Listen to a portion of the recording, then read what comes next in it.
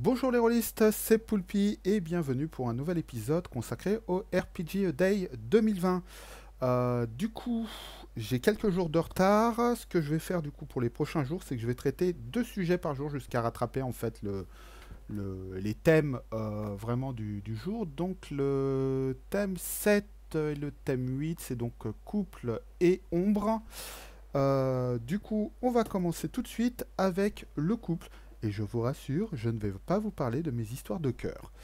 Donc, pour parler de couple, je vais parler un petit peu de jeu de rôle en couple. Donc là encore, rien de romantique. Il s'agit du jeu en un joueur, un meneur de jeu. Donc pendant très longtemps j'ai appelé partie solo, mais en fait c'est faux puisque on n'est pas tout seul et qu'aujourd'hui il existe en fait des euh, jeux dits solo, ça veut dire on joue vraiment tout seul, sans meneur de jeu, avec souvent un système qui permet de simuler les décisions prises par un meneur de jeu. Je ne vais pas en parler vraiment aujourd'hui, tout simplement parce que c'est quelque chose que je n'ai pas encore pratiqué, donc je ne sais pas encore vraiment si ça me convient et ce qui en ressort. Et donc on va pas aujourd'hui parler de jeux de rôle en couple, qui peut être très intéressant. C'est une pratique que j'ai eue pendant quelques temps, hein, tout simplement parce que avant de passer vraiment au jeu de rôle en ligne, c'était assez dur de réussir à réunir tous mes joueurs et d'en avoir plus que un en fait à la table. Du coup, c'est quelque chose que j'ai assez pratiqué, qui peut être sympa puisque du coup on peut se consacrer plus en profondeur du coup à l'histoire d'un personnage. On peut vraiment concentrer toute la campagne autour d'un personnage, donc c'est pas inintéressant. Ça demande un peu de travail souvent parce que la plupart des jeux ne sont tout simplement pas pensés pour être vraiment utilisés avec un seul joueur. La plupart des systèmes sont pensés pour avoir plusieurs personnages qui vont du coup se compléter et qui vont aussi venir un petit peu contrebalancer le fait que si un joueur rate un jet et que le système est binaire, on va dire, soit tu réussis, soit tu rates, il n'y a pas de oui mais, de non mais, et ainsi de suite, il n'y a pas de petites variations, et ben on peut très vite se retrouver bloqué, voilà. Et bon, là, je vais pas du coup plus rentrer dans le détail des jeux comme ça en couple. Je vais surtout vous en parler de un qui a été pensé en fait pour ce type de jeu. C'est Scarlet Heroes que voilà. Du coup, hop, je bascule plutôt sur un autre. Voilà, pour vous le présenter un petit peu en PDF, puisque j'ai la chance de l'avoir en physique et en PDF. Du coup, Scarlet Heroes, c'est quoi? Scarlet Heroes, c'est un jeu OSR. Donc Old School Renaissance, vous aurez l'occasion ici d'aller voir ma vidéo sur l'OSR si vous voulez un petit peu plus de détails. C'est en gros juste une manière de jouer un petit peu avec l'ambiance et le système de jeu des premières versions de Donge, plus exactement de ce qu'on appelle le BX, le Basic Expert. Là encore, vous trouverez plus d'informations dans une vidéo plus complète sur le sujet et en tapant OSR sur Google. Kevin Crawford, l'auteur, je vous en ai déjà parlé dans ma vidéo sur Godbound. Pareil, je vous mettrai le lien vers la vidéo ici. Et quelque part, on peut dire que Scarlet Heroes, c'est un peu l'oncle de Godbound, puisque un certain nombre de mécanismes qui ont été développés pour Scarlet Heroes, et en fait pour justement un supplément que Crawford avait fait pour jouer avec un seul joueur à Labyrinth Lord, qui est un autre jeux OSR, ont par la suite trouvé leur place dans Godbound. Donc, voilà, on va voir un petit peu le détail. Donc, Scarlet Heroes, c'est un jeu complet. Il y a le système de jeu, la création de personnages, un background, un bestiaire. Il ne manque vraiment qu'une aventure, mais il y a, comme vous allez le voir, des outils qui permettent de créer facilement des aventures et même comment dire, un bac à sable que le personnage du joueur va pouvoir explorer. Allez, on avance un petit peu. Donc, hop, je vous le mets en un peu plus grand. Donc, comme d'habitude, création de personnage. On est, comme j'ai dit, sur de l'OSR, donc on retrouve les caractéristiques habituelles de Donjons et Dragons, à savoir la force, l'intelligence, la dextérité, la sagesse, la constitution, le charisme. sur un score de 3 à 18 qui donne ensuite un modificateur, rien de nouveau sous le soleil. On choisit un peuple, donc les humains, les nains, les elfes, les halflings ou les choux, qui sont juste en fait des orques très agressifs, mais aussi très beaux, très attirants physiquement. Et les 4 classes de base, qui sont donc le clerc, le guerrier, les magic users, les utilisateurs de magie, en gros les magos, et les voleurs. Et c'est là qu'on commence à avoir du coup des petits éléments qui expliquent comment on va faire pour jouer avec un seul PJ, et là où d'habitude on tourne sur les jeux inspirés de donges, plutôt sur des groupes de 3 à 6 PJ, 6 personnages joueurs. Donc c'est tout simplement, déjà les personnages ont automatiquement le nombre maximum de points de vie de leur personnage au niveau maximum. Ils gagnent automatiquement un certain nombre de points de vie à chaque niveau. Ils ne sont pas à la merci d'un lancer de dés qui leur fera qu'ils ne gagneraient qu'un seul point de vie. Vous savez, le pauvre petit magicien qui se retrouve tué par un chat qui l'a griffé un peu trop fort. Et du coup, l'une des choses donc qui va les différencier du coup des PNJ, c'est le fait que les joueurs, justement, le personnage du joueur, lui, a des points de vie, donc un score qui va aller de 4 à 10, hein, selon la classe qu'il va prendre, plus le bonus de constitution. Alors, là où les monstres et PNJ, au lieu d'avoir des points de vie, ne vont avoir que leur dés de vie. Ça veut dire que là où un personnage, par exemple, de clerc niveau 1 va avoir 6 points de vie, la plupart des squelettes qui normalement ont un dé de 8 points de vie, pour des monstres ayant un dé de vie, là ils n'en auront que 1. Ce qui fait que le personnage va pouvoir affronter des groupes de monstres qui sont normalement pensés pour affronter un groupe de personnages joueurs complets.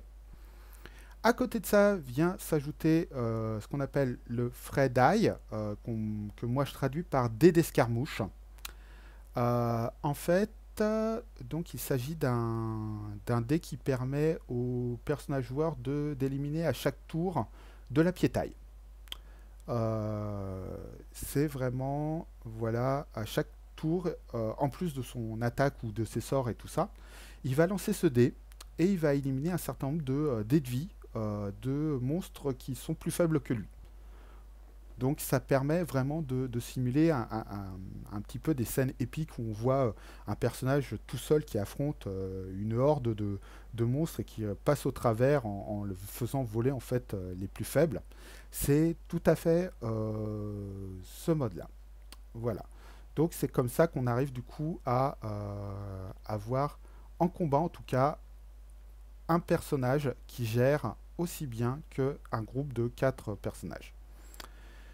À côté de ça, donc ça c'est pour le combat. Au niveau des autres, du reste du système de jeu, évidemment, Kevin Crawford n'a pas pu s'empêcher de mettre, parce que pour lui, old school, ça signifie forcément empiler des systèmes qui ne sont pas unifiés dans leur résolution. Donc le combat se résout comme d'habitude avec un dé de 20. Mais par contre, les jets de compétences et les jets de sauvegarde, eux, se font en lançant 2 dés de 8. Ne me demandez pas pourquoi, c'est comme ça qu'il le fait, voilà, c'est son trip à lui.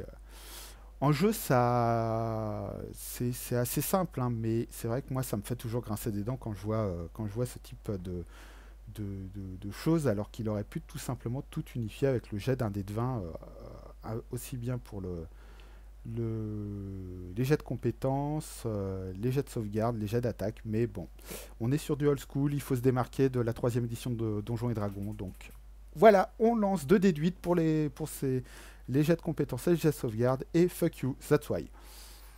À côté de ça, comme on est sur un personnage héroïque qui va pouvoir s'en sortir, comment dire, quoi qu'il arrive, eh bien il y a un système en fait pour éviter les jets de compétences ratés qui bloquent le personnage ou ce qu'on appelle le save or die, le sauvegarde ou meurt, c'est-à-dire le fait où face à un effet qui pourrait mettre hors d'état de nuire le personnage joueur d'un coup, comme par exemple le regard d'une méduse. Vous savez, le fameux je croise le regard de la méduse et hop, je rate mon jet de sauvegarde, je suis changé en pierre. Et bien là, c'est résolu en fait avec un système qui permet à un personnage joueur de s'en sortir en lançant, en perdant un certain nombre de points de vie à la place du coup de se retrouver coincé. Et du coup, il réussit automatiquement soit le jet comment dire, de compétences ou de sauvegarde qui aurait dû normalement le mettre hors d'état de nuire. Évidemment, quand tu n'as plus de points de vie, bah voilà, tant pis pour toi. Mais du coup, c'est faisable plusieurs fois par partie.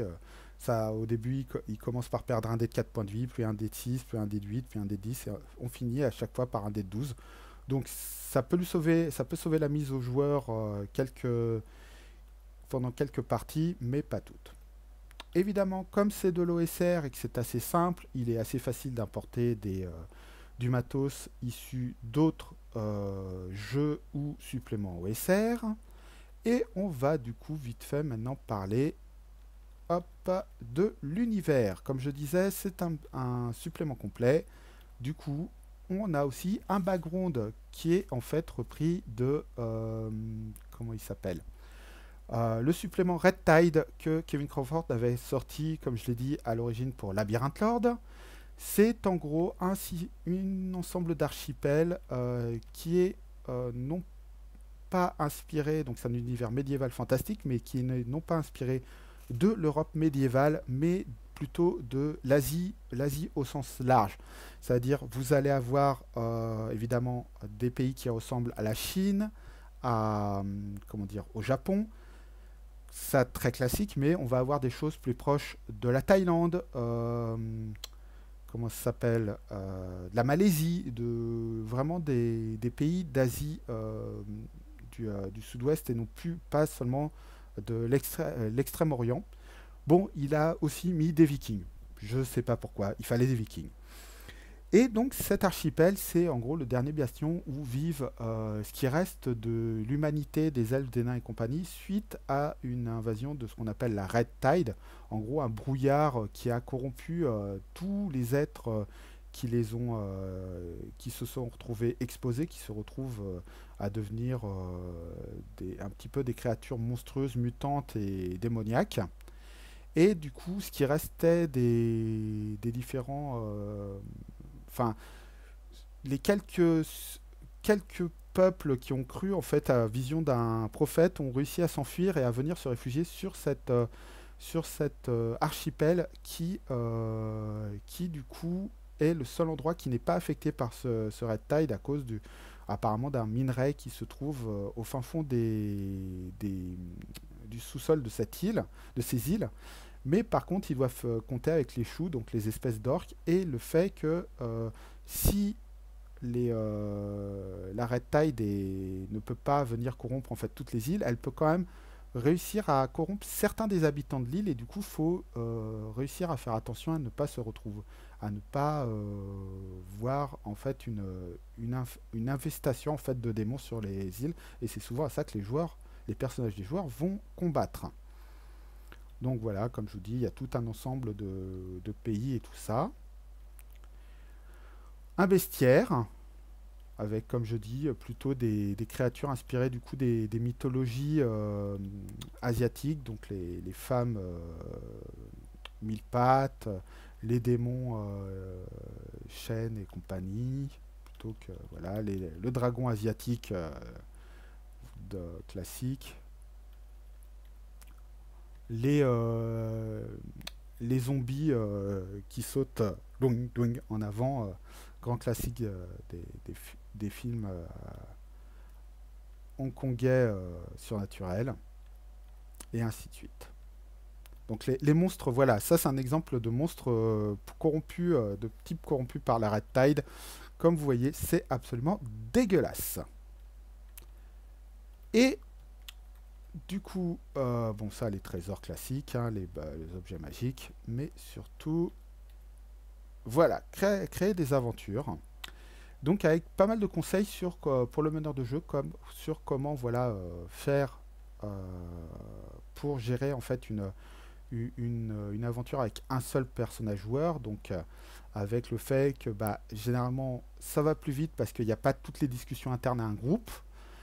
Ça peut facilement changer très rapidement de direction parce que bah, du coup il n'y a pas l'inertie du groupe qui va naturellement plus ou moins aller toujours dans le sens de la campagne. Là clairement si le joueur il a envie d'aller à gauche là où vous aviez prévu qu'il aille à droite, bah, ça va aller très vite. Et le fait que ça doit aller, ça va être très vite personnel, puisque du coup, là encore, ça va s'adresser directement à un seul joueur. Et il y a tout plein d'outils, comme on est comme d'habitude avec Kevin Crawford, pour créer votre sandbox et vos aventures là-dedans, hop, grâce à un système de tags. En gros, vous allez créer une zone de jeu avec différents points d'intérêt dans lequel vous allez à chaque fois déterminer voilà, un tag, un mot-clé qui va vous donner clairement le genre d'ennemi que le personnage va pouvoir rencontrer à cet endroit-là, les complications, les amis qu'il va pouvoir se faire et ainsi de suite. Et du coup, il va pouvoir explorer. On va être clairement très facilement dans du sandbox très vite créé pour permettre aux joueurs de l'explorer. Euh, le bouquin se termine aussi par le fait de pouvoir jouer, comme j'ai dit, en solo, c'est-à-dire vraiment sans meneur de jeu, juste en jeu. Je n'ai pas encore eu l'occasion de le tester, donc je ne vais pas aborder cette partie-là. Hein. Voilà. Je n'ai pas eu l'occasion de le tester. Il présente différents types d'aventures, aventures dans la nature, aventures urbaines, aventures en donjon, bref, les trucs habituels en fait du porte-monstre trésor. Donc voilà pour le thème 7, donc qui était couple. Et on va passer au thème 8, shade, ombre. Et du coup, je vais vous parler un petit peu de ma relation avec Shadowrun. Shadowrun, c'est un jeu que j'ai découvert assez rapidement après avoir commencé à jouer au jeu de rôle, puisque ça a été un des premiers jeux achetés par l'un de mes joueurs de mon groupe régulier de l'époque. Et on était ultra hypé par ce jeu. Un jeu qui mélangeait magie, qui mélangeait cyberpunk. Je veux dire, à l'époque, je devais avoir 15-16 ans. Je venais de lire Neuromancien. Donc, autant dire que ça me hypait à mort. En plus, on avait tous lu la partie univers du jeu. On avait tous absolument pris notre pied à lire cela. On a joué 3 parties et on a dit plus jamais on y touche. Ça a été une purge en jeu. Ce jeu nous a... mais ça a été profondément une énorme déception. Vraiment, ça a été une catastrophe. Et donc, pendant plus de 20 ans, je n'ai pu toucher à Shadowrun. J'ai été extrêmement déçu. Je voyais de loin donc une communauté très fan de Shadowrun qui continuait à exister. Mais pour vous dire, à l'époque, c'était, je crois, c'était la traduction faite par Descartes. Donc je crois que c'était la 2e édition de Shadowrun qu'on avait testée à l'époque. Et j'ai vu au fur et à mesure des éditions qu'à chaque fois, ça se complexifiait encore au niveau du système de jeu. Donc autant vous dire que moi, Shadowrun 3, 4, 5, c'est mort, quoi. Jamais j'y aurais touché. Et puis, est sorti il y a quelques années maintenant, je ne sais plus en quelle année exactement il est sorti ce jeu.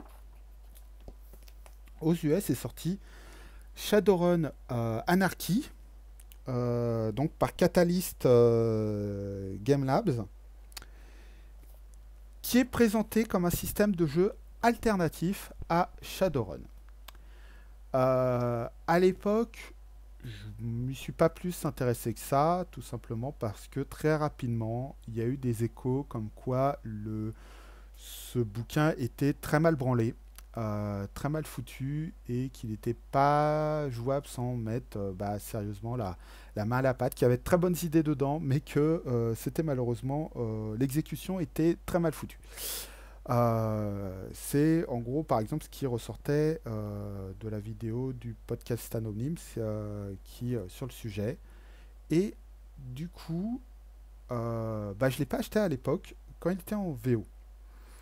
Et Black Book Edition a décidé de le sortir en VF. Sauf qu'ils ne se sont pas contentés de faire une traduction. Ils ont dit on reprend le jeu à plat et on va laisser notre spécialiste maison.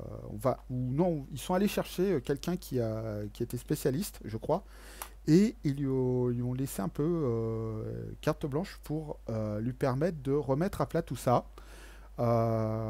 Avec l'accord visiblement des auteurs US. Et ça a donné donc la version française que j'ai là, qui est de Shadowrun Anarchy. Et là, je lui ai donné sa chance. J'ai pris le jeu, je l'ai lu et j'ai beaucoup aimé. Effectivement, il n'y a plus ce côté... Alors, il y a toujours un petit peu une accumulation des systèmes de jeu. Hop, pareil, je vais vous montrer un petit peu à quoi le jeu ressemble. Mais, par exemple, il n'y a pas les choses qui nous a fait,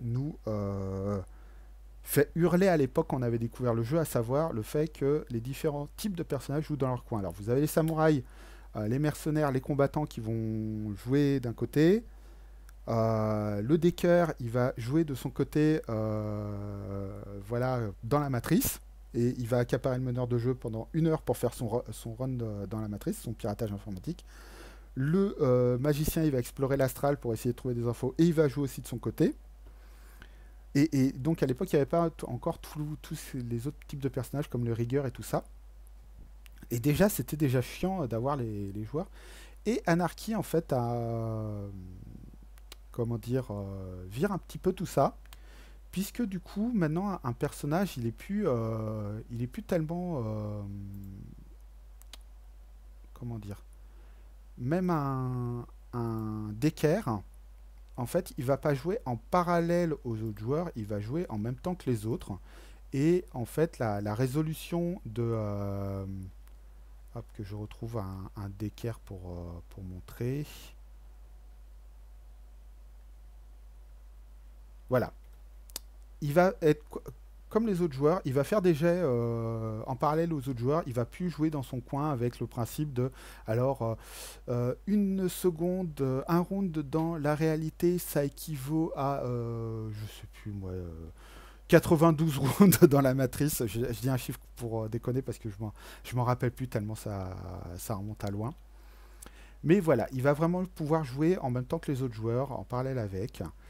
Et les différentes capacités des joueurs sont très basiques avec les atouts. Je veux dire, même les magiciens, par exemple, un magicien va pas avoir 300 000 sorts. Il va avoir... voilà. Il va avoir... Là, vous avez un exemple. Un magicien débutant va avoir 3 sorts. Voilà. Illusion, invisibilité de zone, éclair étourdissant pour une illusionniste. Du coup, ça simplifie sérieusement. Alors, on va être très clair, ceux qui aiment avoir des personnages magiciens qui font le café ou ce genre de choses, ils vont très mal le prendre. Mais d'un point de vue, moi, qui aime les faits que le système de jeu soit unifié et relativement simple, j'ai beaucoup aimé cette version-là. Au niveau de l'univers est présenté très rapidement, sans rentrer trop dans les détails, et c'est très bien foutu. Ça donne une très bonne description de l'univers global de Shadowrun, sans être complètement noyé sous la masse d'infos.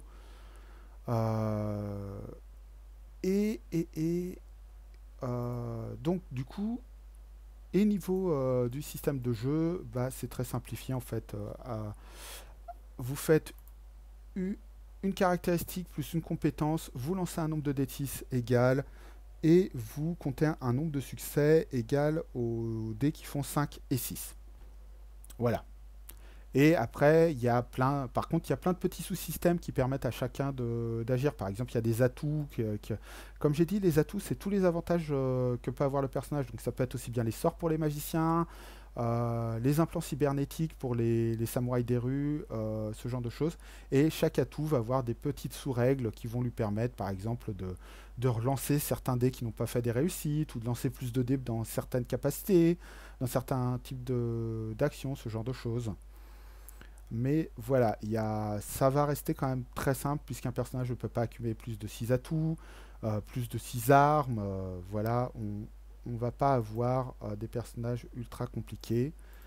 Le jeu propose différents types de mécanismes avec la possibilité d'avoir une narration partagée avec les joueurs qui peuvent du coup prendre la main pour décrire l'univers, pour décrire les PNJ, pour indiquer, interpréter en fait les réussites et les échecs de leurs personnages, ou au contraire jouer plus classiquement avec le meneur de jeu qui a tout pouvoir comme dans la plupart des jeux de rôle.